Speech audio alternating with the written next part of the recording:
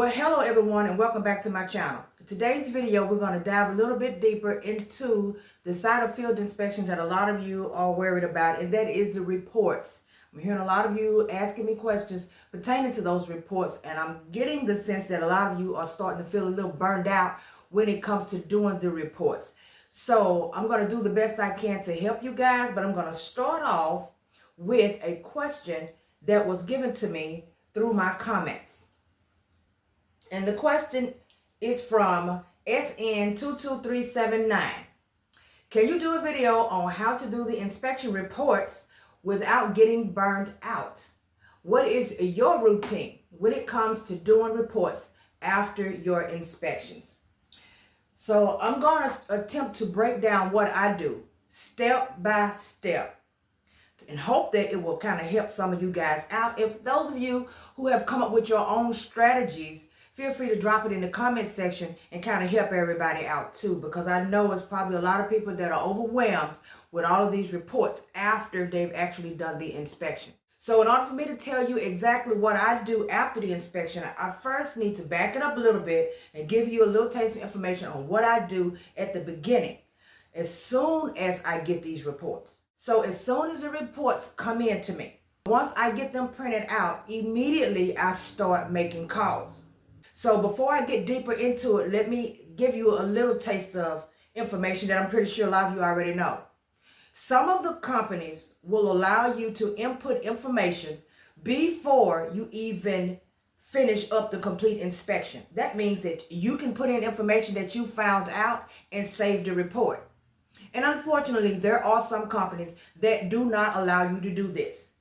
And for those, the only thing you could do is write it down, which is one reason why I always print my paperwork out. Because if I'm not able to save at least a little taste of information that I have, I at least want to know I have it somewhere where I can document it. That is why I make sure I print out my paperwork. But for the companies that will allow you to save information, I always ask when I start setting the appointments, who's going to meet me there, or whatever. And then once they tell me if it's them or if it's someone else that will actually meet me there, I use that as an opportunity to always say, well, we can go ahead and get the questions answered now if you have the time over the phone. And that way, when we get there, once you show me what I need to see and grant me access into the building or into a unit, then everything will be complete. And this works as well for homes. You can ask these questions over the phone for the homeowners. And that way, when you're actually getting the information, if there's something that they don't know, they have no idea, and they know they have to get it, now they know that they'll need to have that information ready for you when you show up for the inspection. But you have all of the rest of the information already at the time of setting the actual appointment. It always seems to work like a charm, and I always make sure I try to ask every single time I am setting up an inspection. Now, that goes back to the reports. When you start putting the information into the system, most companies, once again, are not going to allow you to save. Some companies do. If they do allow you to save it, you type it in right at that moment while you have them on the phone. You're already setting up the appointment. You already have their file pulled up. Each one, even when I print them out, I always have the printed copy in my hand and I have their files pulled up on a computer.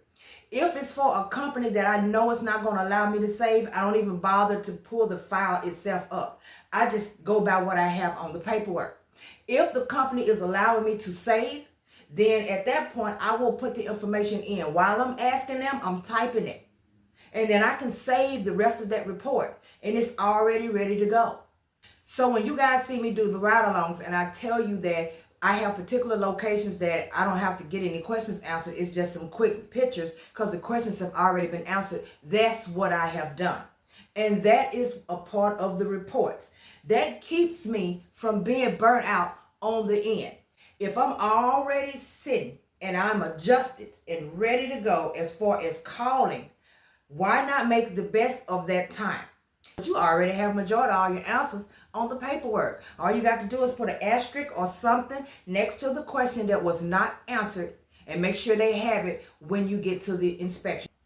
And that's it. Now, as far as the back end burnout, suppose you've done all of those things. Suppose you've already started doing that, but you still are having issues because you're doing so many inspections. And by the time you finish doing all of them and come home, you realize you have all of this paperwork that needs to be done. Well, once again, if you've had any of the questions answered, those all you got to do is type them in. Those are very quick because you've already received the answers. If you are able to save any, then of course you already know that when you come home, the only thing you're doing is uploading the pictures and you're pressing submit. It's done. You've done it when you did the inspection appointment. But for those of you who are not able to do any of that and you just have this paperwork, you want to get to a point to where you can recognize questions that do not require any answers. These questions are the ones that are observant questions. Do they keep up the grounds? Is there graffiti on the walls? Do they have trees standing next to the building? These types of questions that you can answer on your own. Is there evidence of any trip and falls? If you have access to the roof, does the roof door have a safety latch? Does it lock on its own? Does it have signs that lets them know not to enter? All of these types of questions, see, you go through your paperwork and you already know which ones you need to ask and which ones you don't. So what I do is I normally take a photogenic picture of every location that I go to. That means that because I'm there, I remember what I saw. And if for some reason you don't remember something that you saw, you can always be able to revert back to your pictures because your pictures will remind you of what you saw. When you start actually doing the job, once you get used to the job and you get used to the paperwork and you have a company that has several carriers that are on the top of the files when you get them, you still get used to seeing the questions that the carriers are asking. It becomes repetitious because now you know exactly what they're asking. So being that you've been to this location already, that makes it very easy for you to run down those questions and just yes, no, scroll up, no, yes, comment, no additional comments, boom, yes, no. You're able to move very, very quickly because you were at that location. If you cannot remember because, once again, you've been to several locations, pull up the pictures. And those of you, I don't know how easy it is for you to work this out at home, but I have like several different additional screens. And that's only because I was working from home and sometimes I buy one and then I realize that one is too small and I want to get a bigger one. And so I have all these additional screens. So I use my laptop and I have a screen. And so I may have the pictures over here and I have the actual report over here.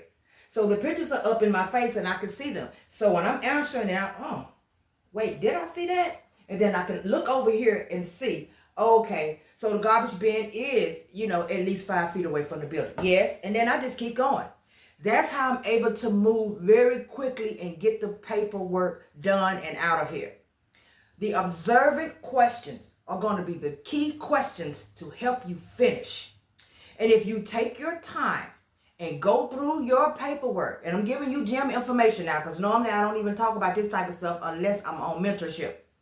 But this is gym information for you, so you may want to write it down. If you take your time and go through your paperwork and look at the questions that you see, you can tell off the bat which one are just questions you should be able to answer yourself without having to ask. So you only want to ask questions that you know that the insured has to answer or you won't know the answer to. So now, how do I keep from getting burned out if I've done a lot? Still doesn't change the fact that when I get home, I have to do the work, right? Okay, so what I do is, when I get home, I start on my paperwork as though my day has not ended, because it has not. Most days I may not be out in the street but about 4 hours, maybe 3, maybe 4 hours in the day. So when I get home, the rest of the day, I'm not going to treat it as though it's my own and I can do what I want because I'm not finished. I immediately sit down and start working on those files. If for some reason I feel like I can't finish, or maybe I'm tired, or whatever the reason may be for you, you can actually leave some over into the next day. Because most mornings I get up super early. So if I get up in the morning and I know that I had 5 yesterday, I was able to complete 3 of the paperwork, but then I had other things that I was trying to do with my life. So I put the other 2 on hold. As soon as I get up, once I get my exercise in, I get my coffee, get myself together, I sit down and I finish those last 2 reports. Because I don't want to leave the next day heading out to do any inspections and I still have reports piling up that I didn't finish from the beginning. So I do them the next morning. And trust me, I used to do that all the time. I would have so many. You know, when we first get started, we're money hungry. We're trying to get all of what we could get. And not just money hungry. We're concerned if our money will be able to keep stacking up to what our 9 to 5 was giving us and more. So we're so concerned until we're working, and we're working ourselves to death. But it feels fine out in the streets when you're doing the inspections, but when you come home and you got all of these papers that now you have to input, it becomes a burden. So now I know a lot of you are saying you do your paperwork while you're out in the field.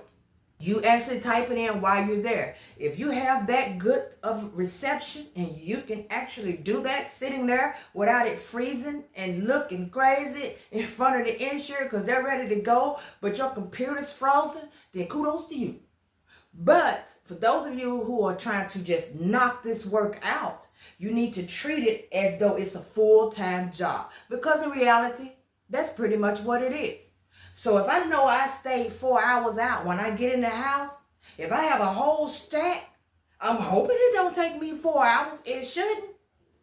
But if I don't do but 4 while I'm out, that 4 shouldn't take me but an hour. And I'm going to sit and literally finish them before I go ahead with whatever I'm doing for the rest of my evening. You have to find a way to prioritize the workload. Because when I first started, I was building it up and building up all of this work. And when I get home, I had all these papers and I didn't know what to do. I was like, geez, this is a lot of work. And I hadn't taught myself any strategies to get the work done in the first place. So I would find myself doing paperwork all up until the late night hour, trying to get the paperwork done, and would still have some left over for tomorrow. But guess what? I have a day full of work tomorrow as well. So on the days that I was calling myself going to be off, I was spending the whole day trying to catch up on paperwork. But if you treat it like a job, come home and don't let nothing else come in between what you need to do, and you get the paperwork done first. As long as you have them all done by the time you head out for your next appointment the next following day, you'll stay on point and it'll keep you from burning out. But the key to all of this is to try to get as much of the questions answered when you actually set the appointment. Already have the paperwork, all the questions already input. That way you're not stressing over the answers. And when it gets time for you to put them in, if you're not able to save them, once again, all you're doing is retyping what you see and keep going until you can press submit. I hope that this was able to help someone out here who is wondering what it is that they could do to keep from being burnt out. Because I'm pretty sure it's a lot of you that's probably holding this paperwork, clean up until the next day, and then you end up with some more folding over into the next following day, and it's becoming very overwhelming for you. Treat it like it is your job, because in fact it is. Until next time, you guys know what to do. Like, subscribe, turn on the notification bell, because you know I'll be bringing you back something later. Thank you guys so much for watching. Enjoy the rest of your day.